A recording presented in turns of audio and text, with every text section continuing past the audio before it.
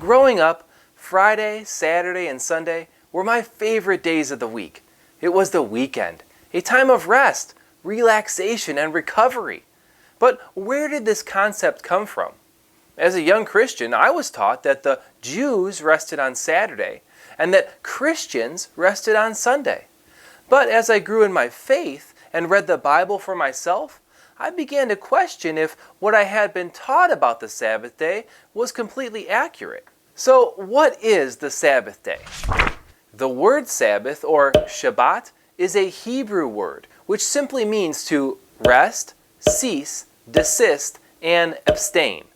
The first biblical reference of the Sabbath takes place during the creation. Thus, the heavens and the earth were completed in all their vast array, and on the seventh day, God finished the work he had been doing. So, on that day, he rested from all his work. Then, God blessed the seventh day and sanctified it, because on that day, he rested from all the work of creation that he had accomplished. As a young Christian, I discovered two major things about Christianity. The first is that the church and Israel are one and the same thing.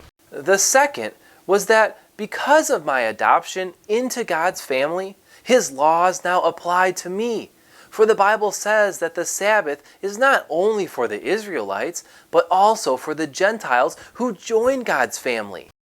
The foreigners who join themselves to the Lord, all who keep the Sabbath without profaning it, and hold fast to my covenant, I will bring them to my holy mountain and make them joyful in my house of prayer. And so, upon realizing this, I embraced my identity and began to live according to God's will. But surprisingly, my obedience was met with opposition. I was told that the Sabbath was part of the Old Covenant and that it did not apply to Christians. But the Bible says otherwise. Surely you must keep my Sabbaths, for this will be a sign between me and you for the generations to come, so that you may know that I am the Lord who sanctifies you, celebrating it as a perpetual covenant for the generations to come. Many years ago, I had a Christian friend tell me that we no longer need to observe the Sabbath day because we now have a spiritual rest in Christ, and pointed to Hebrews chapter 4, which says, "So then there remains a Sabbath rest for the people of God, for whoever has entered God's rest has also rested from his works as God did from his." The primary message of this passage is to emphasize the rest Christ provides from the power of sin and death. Yet, the context of this passage is to admonish Christians not to fall into the same unbelief their forefathers did. And so, while Christians remain here on earth, the physical Sabbath day serves as a spiritual reminder of the glory we will one day experience in heaven.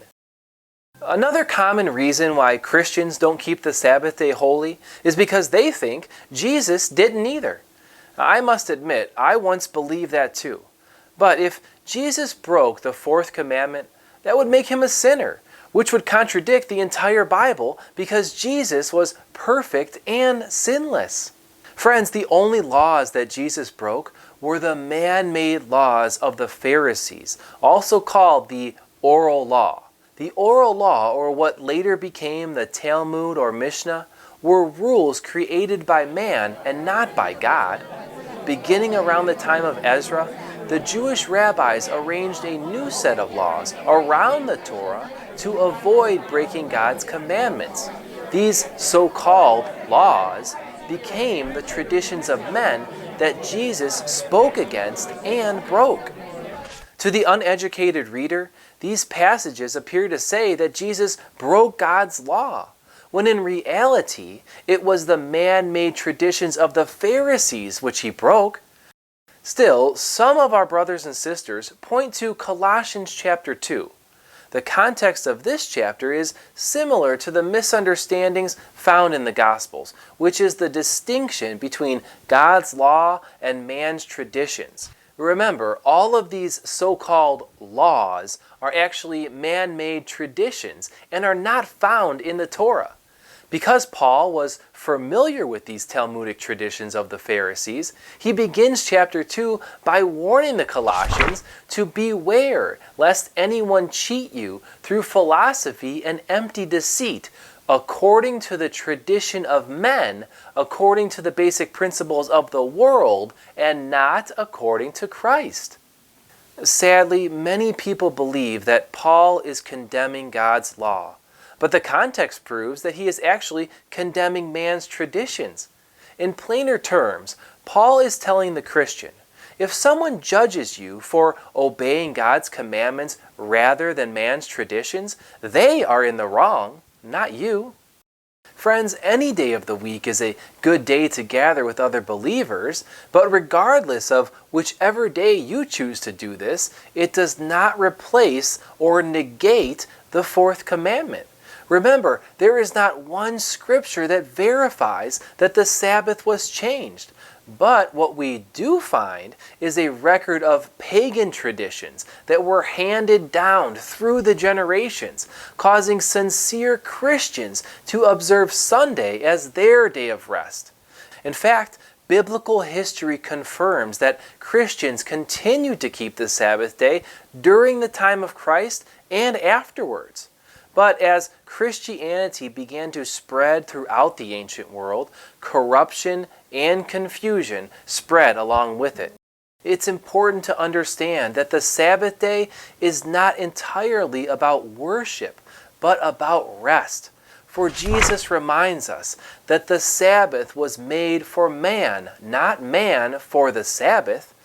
In other words, the Sabbath was made to meet the needs of people, and not the people to meet the requirements of the Sabbath. Now, there are some people who have rightly embraced their identity in Christ and have begun to keep the Sabbath day holy. Yet, they also claim that because Sunday worship was created by Gentile pagans, Christians should have nothing to do with it. And I can understand why. God wants us to be set apart from this sinful world. However, this commandment is not about modern-day church service, but it's about resting. So if we are not participating in the pagan practices of certain churches, but are resting on the seventh day as God commanded us, I believe the scriptures clearly teach that we can worship God on any day of the week. Friends, I hope you've enjoyed this teaching, and make sure to check out our other videos from Pure Light Ministries. God bless.